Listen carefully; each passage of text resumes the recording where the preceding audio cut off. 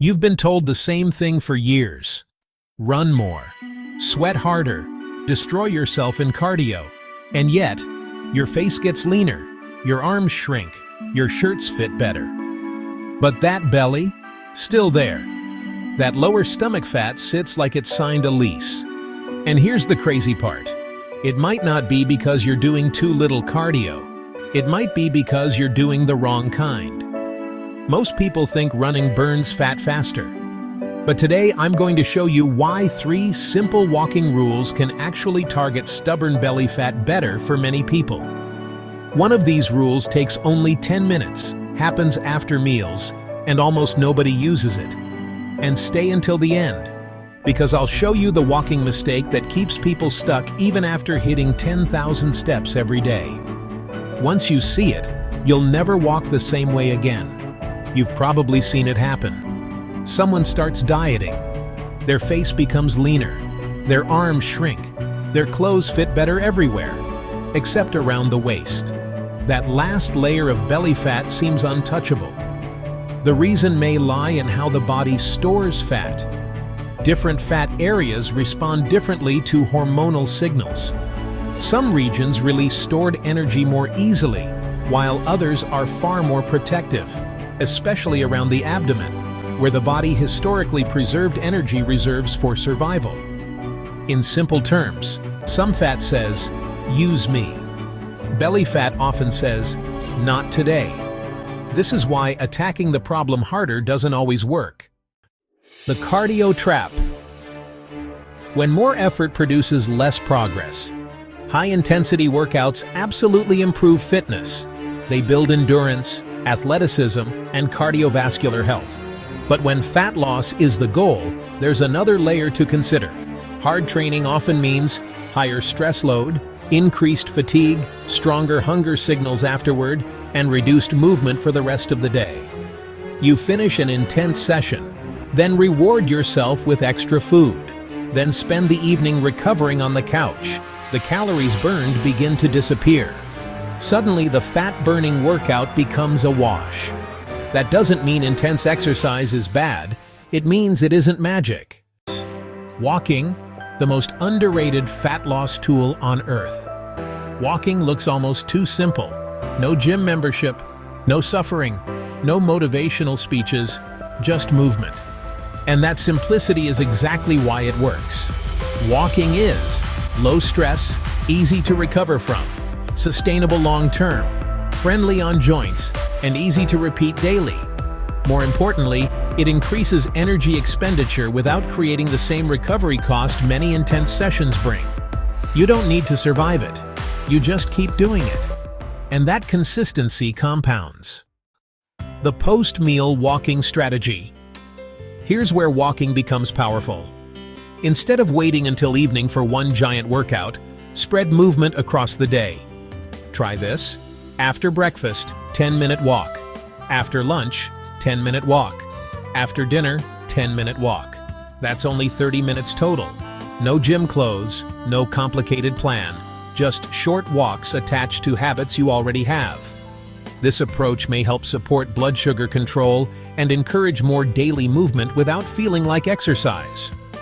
Small actions, big accumulation. The hidden weapon? Yeah, it's everyday movement. Scientists actually have a name for it. NEAT. That's non-exercise activity thermogenesis.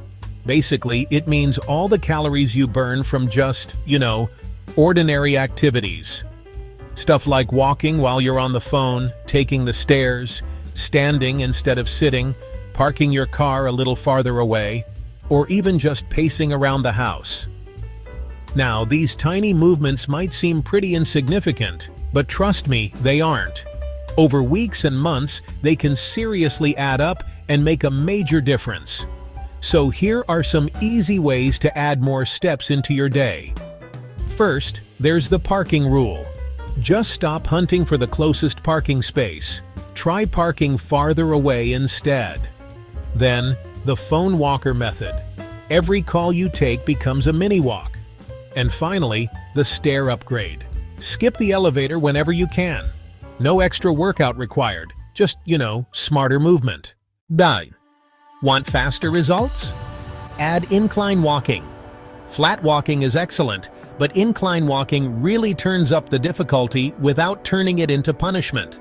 Walking uphill increases the demand on your glutes, hamstrings, calves, and your cardiovascular system too, all while staying lower impact than running. One popular method is called 12-3-30. That means an incline of 12, speed at 3 miles per hour for 30 minutes.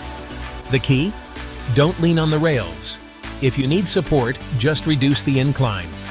Form matters way more than numbers.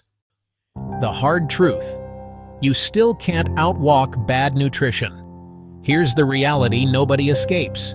You can walk 15,000 steps. You can climb hills. You can hit every target. But if your diet constantly exceeds your needs, progress slows. Walking is not permission to overeat. Think of it this way. Nutrition creates the deficit. Walking amplifies the result. One drives the car, the other adds horsepower. Both matter. A simple 12-week walking blueprint can make all the difference. Weeks 1 through 4 build the habit. Track your normal step count, add 2,000 extra steps, and start post-meal walks. Weeks 5 through 8 increase movement. Aim for 8,000 steps daily, add neat strategies, and use stairs more often. Weeks 9 through 12 push the accelerator. Reach 10 to 12,000 steps, add 2 to 3 incline sessions weekly, and maintain nutrition consistency. Nothing extreme, just progress.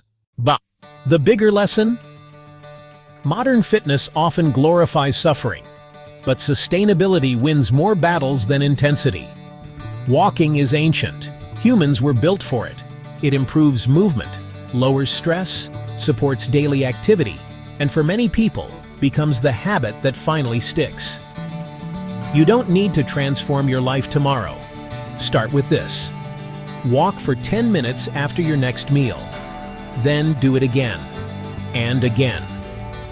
1 week from now, you might notice better energy, less bloating, more movement, and a body finally cooperating instead of fighting back. The journey doesn't begin with a sprint. Sometimes it starts with a walk. Thanks for watching. Please don't forget to like, subscribe, and comment.